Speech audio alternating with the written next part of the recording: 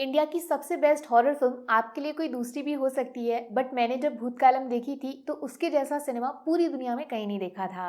Real horror जो आंखों से नहीं दिमाग से महसूस करते हैं, एक सच्चा भूत कैसा दिखता होगा उस फिल्म ने दिखाई दिया। फिर ठीक उसके बाद उसी सेम डायरेक्टर ने ब्रह्मयुगम बनाया, ऐसा सिनेमा जिसको 2024 में ब्लैक एंड व्हाइट पे रिलीज किया गया। जब फिल्म देखी तब जाके समझ आया इस सिनेमा में कलर्स का यूज क्यों नहीं किया। ऑस्कर भी भेज देते ना तो बड़ी बात नहीं, हम टॉप 5 में तो आ ही जाते। और अब वो सेम डायरेक्टर हैट्रिक मारने आए हैं एक तीसरी फिल्म के साथ जिसमें भूतकालम जैसा डर और ब्रह्मयुगम जैसा सस्पेंस 2 in 1 सिनेमा। डीएस इरे सुन के ही लगता है ये किसी इंडियन फिल्म का नाम कैसे हो सकता है, और बिल्कुल सही सोच रहे हो आप, किसी भी एंगल से इस फिल्म का कंटेंट इंडियन फिल्मों जैसा नहीं है। सिंपल वर्ड्स में बताऊं तो ये शब्द डीएस इरे फ्यूनरल्स में यूज किया जाता है जिसका मीनिंग है डे ऑफ जजमेंट। माने जब भगवान किसी इंसान को मौत से जिंदा करके उसका फैसला सुनाता है, स्वर्ग या नर्क। एक प्रॉपर क्लासी हॉरर सिनेमा है और बढ़ा चढ़ा के नहीं बोल रही हूँ, बट इसके जैसा शायद आपको किसी हॉलीवुड फिल्म ने भी बहुत टाइम से फील नहीं कराया होगा। स्पेशली इस फिल्म का इंटरवल एकदम बीच वाला सीन, उसको तो उन सब लोगों के लिए देखना अलाउड ही नहीं होना चाहिए जो घर में अकेले रहते हैं, क्योंकि उस सीन के बाद शायद आप दोबारा अकेले रह नहीं पाओगे। घर की दीवारों को भी देखने से डर जाओगे क्योंकि उस पर परछाई दिखती है जो किसी की भी हो सकती है।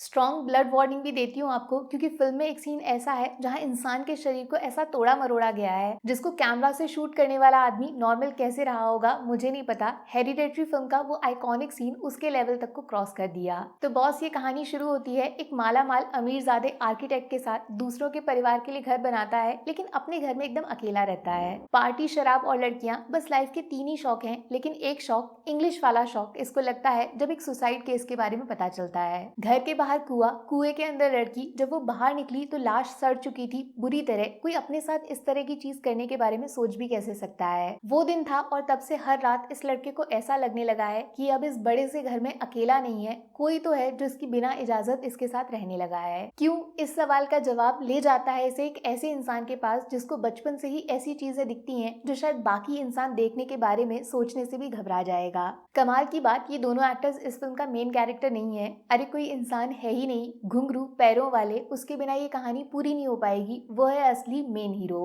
अब सोचने वाली बात वैसे ये है, क्या दो मामूली इंसान उन चीजों से मिलकर लड़ पाएंगे जिनको ना तो देखा जा सकता है और ना ही उनसे छुपा जा सकता है? और ये लड़का ही क्यों, क्या ये खुद भी कुछ छुपा रहा है जिस वजह से अंधेरा इसको डरा रहा है? कसम से बोल रही हूँ, इस फिल्म का क्लाइमेक्स देखोगे तो ऐसा लगेगा शरीर के अंदर कुछ चल रहा है, बहुत घिनौना है, मेंटली डिस्टर्ब करने वाला है, अरे रियल लाइफ पे बेस्ड है। तो बॉस, एकदम लास्ट मतलब स्क्रीन पे दी एंड लिखा आने से बस 10 सेकंड पहले एक ऐसा सीन क्रिएट किया जिसको देखते टाइम ऐसा लगा मेरा दिल रुक ही गया। वाओ, मतलब वाओ, क्या जबरदस्त इमेजिनेशन है। पक्का यकीन हो चुका है फिल्म के डायरेक्टर के साथ बचपन में बहुत कुछ ऐसा हुआ है जिसे फिल्म की शक्ल देकर वो हम सबको आने वाले कई सालों तक डराएंगे। और इसमें उनका पूरा साथ दिया है फिल्म के म्यूजिक ने। साउंड इफेक्ट्स हर एक सीन के लिए उतना ही डरावना है, स्पेशली रात के अंधेरे वाले सीन्स तो जानलेवा हैं, ऑलमोस्ट डेड कर दिया। प्रणव मोहनलाल, इनका फेस देखकर आपको इन पे ही शक होगा तो कभी बेचारे के लिए बुरा लगेगा, लेकिन इनको डरते देख के खुद भी डर लग जाए, इतना रियल परफॉर्मेंस। 5 में से 4 स्टार्स दूंगी मैं, क्योंकि ऐसा सिनेमा ज्यादा बनना चाहिए, हॉरर का मीनिंग बदलना चाहिए,